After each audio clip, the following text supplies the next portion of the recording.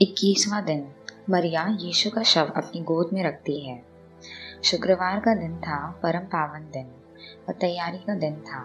यहूदी यह नहीं चाहते थे कि शव विश्राम के दिन क्रूस पर ही रह जाए, क्योंकि उस विश्राम के दिन बड़ा त्योहार पड़ता था। उन्होंने पिलातुस से निवेदन किया कि उनकी टांगें तोड़ दी जाएं और शव हटा दिए जाएं।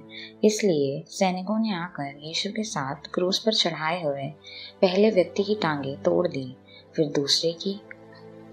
जब उन्होंने यीशु के पास जाकर देखा कि वे मर चुके हैं, तो उन्होंने उनकी टांगें नहीं तोड़ी, लेकिन एक सैनिक ने उनकी बगल में भाला मारा और उसमें से रक्त और जल बह निकला।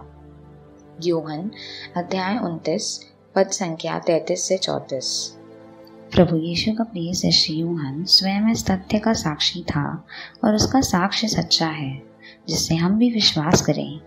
यह इसलिए हुआ कि धर्म ग्रंथ का यह कथन पूरा हो जाए, उसकी एक भी हड्डी नहीं तोड़ी जाएगी। फिर धर्म ग्रंथ का दूसरा कथन इस प्रकार है, उन्होंने जिसे छेदा वे उसी की ओर देखेंगे।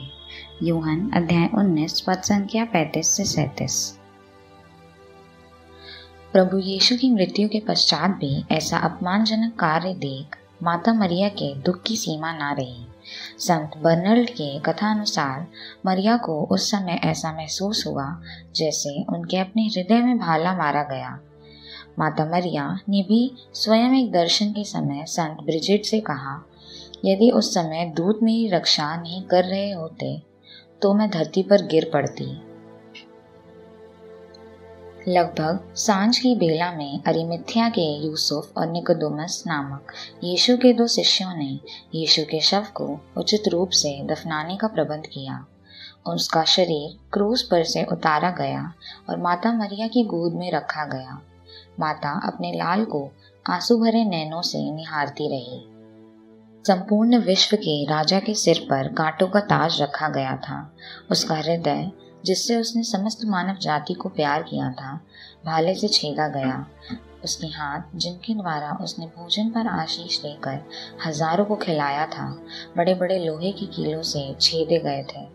उसका मुख, जिससे उसने पवित्र वचन सुनाया था, अब रक्त से भरा हुआ है।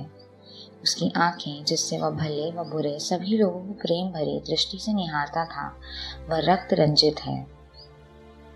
अपने प्रिय पुत्र की ऐसी दयनीय दशा देख प्रिय माता का हृदय दुख से भर जाता है। इस बात से मरिया को सांत्वना तो मिल जाती है कि मानव मुक्ति योजना में परमेश्वर ने उसका सहयोग प्राप्त किया है। इसी सांत्वना की शक्ति से वह प्रेम पूर्वक यीशु के शव को कफन से लपेटती है, ताकि अंतिम क्रिया संपन्न की जा सके। दृष्टांत। रिची की संत कतरीना का जन्म सन 1522 ईस्वी में हुआ था। वह सदैव यीशु के पावन दुख भोग पर मनन चिंतन करती थी। इस पावन भक्ति के कारण वह कलीसिया में प्रसिद्ध हो गई। उसने 13 वर्ष की आयु में ही कौमार्य व्रत धारण किया और ईश्वर की सेवा में स्वयं को समर्पित किया। वह प्रभु यीशु के दुख भोग पर खूब मनन करती थी। फलस्वरूप उसे 21 वर्ष की आयु में ही प्रभुवर यीशु के दिव्य दर्शन प्राप्त होने लगे।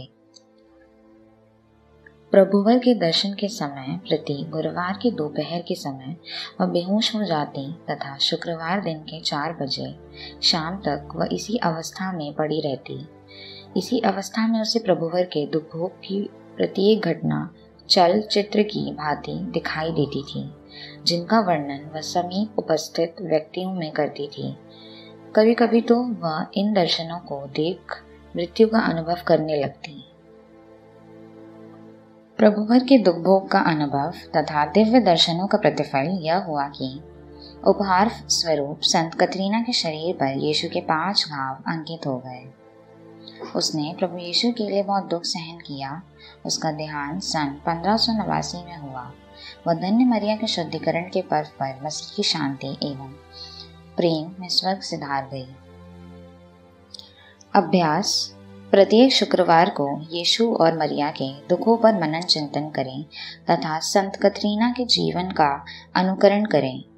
दुख के समय आपको धैर्य और शांति मिलेगी।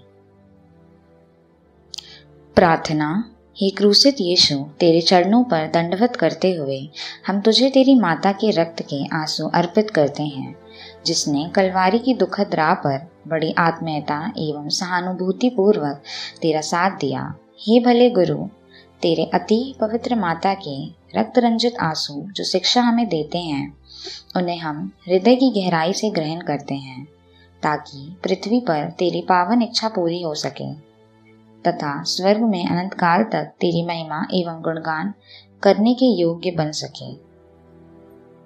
आमीन।